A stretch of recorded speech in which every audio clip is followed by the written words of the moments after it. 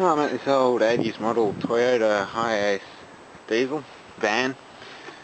Someone had broken the relay for the alternator, so the battery went flat.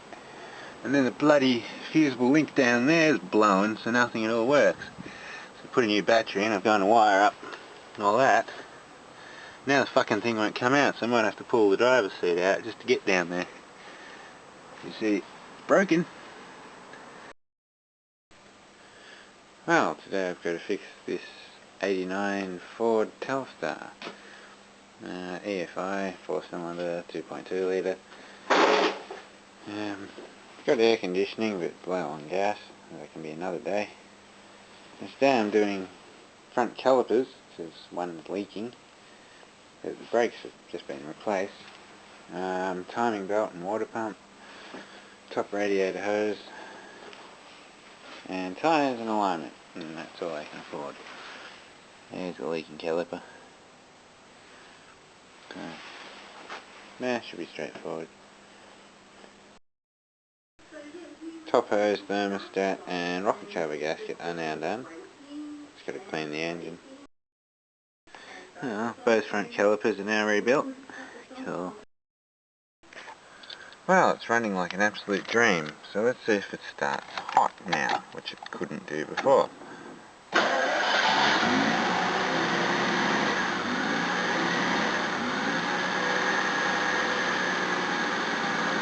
That hunting's normal, it's just settling itself in. Cool. Now, this is the problem it has.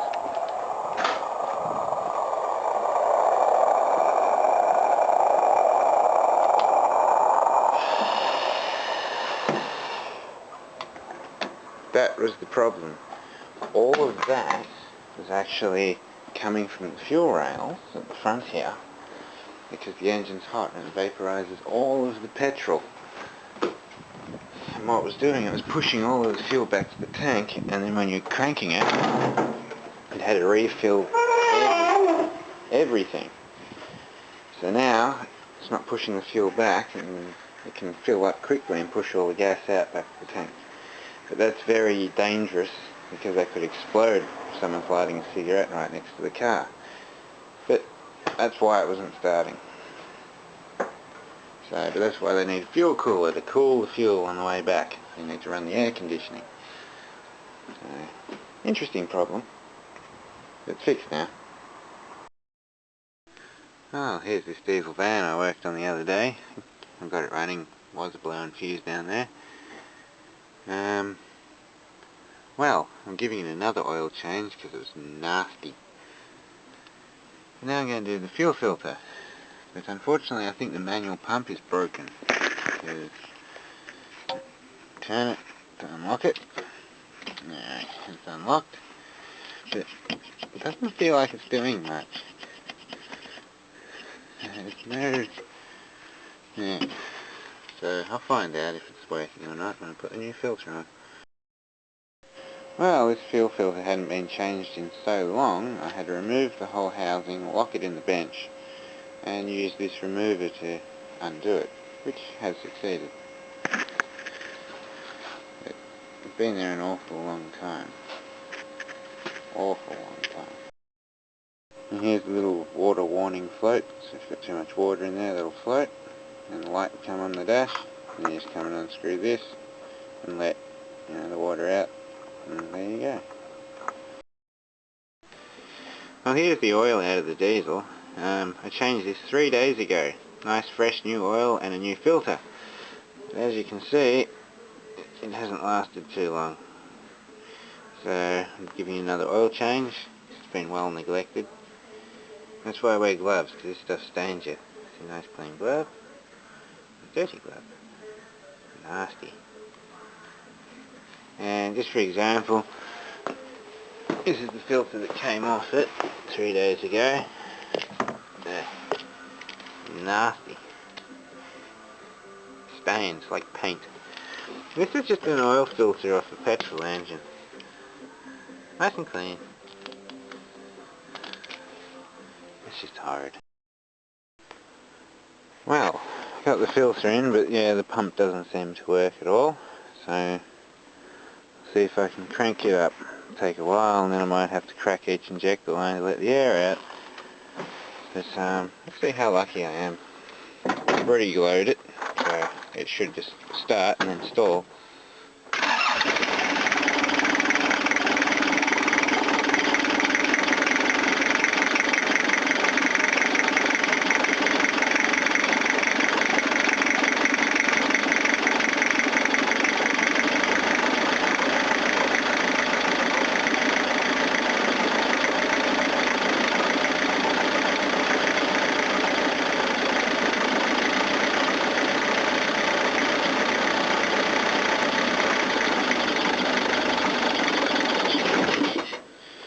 Right, we got air in there now.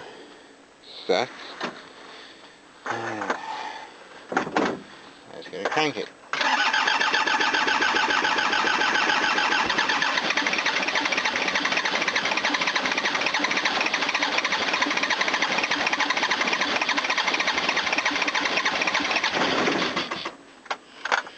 Let's sit for a second.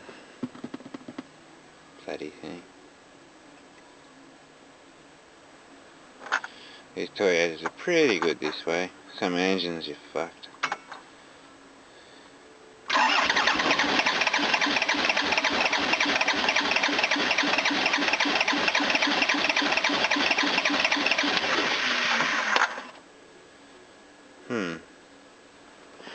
Might have to crack the injectors now. Try once more.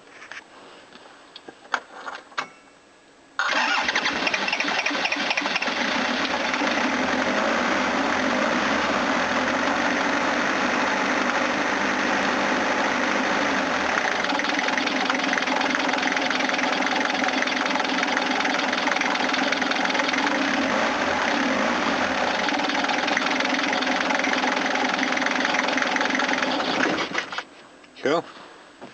Oh, next is timing belt and water pump. It's always nice when things just work. Well, I started doing the timing belt in this van, and I'm going to do the water pump as well. Took the hoses off. I found something rather upsetting. That's where the bottom hose should go. As you can see, there's a big hole. And the hose only goes up to there. Great. This one's corroded too. Well, I'm in the RAV4. I just wanted to move it inside. It's been sitting here for, I don't know, a few days. Hasn't been running a few days. But seems to have done the thing that it bloody does if you let it sit for too long. All the valves seem to stick. Have a listen. It's only got compression on like 2 cylinders.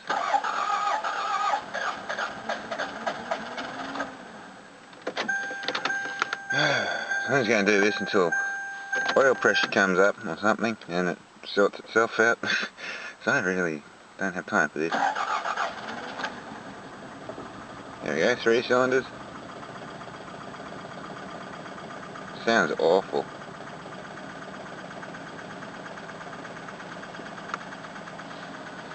Hear it.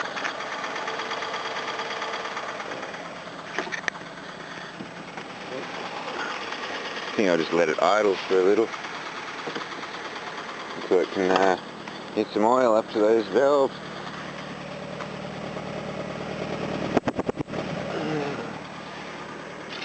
Yes, this is my mother's car and she never drives it right. She never revs it or anything. I told her she'd carboned her engine up and this is proof. This just happens more and more often. Oh, I went for a drive and seated the valves again. Sounds much better now.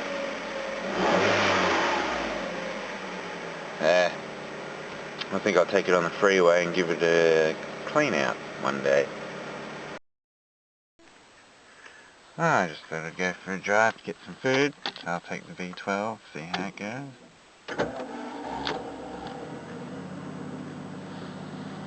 Cool.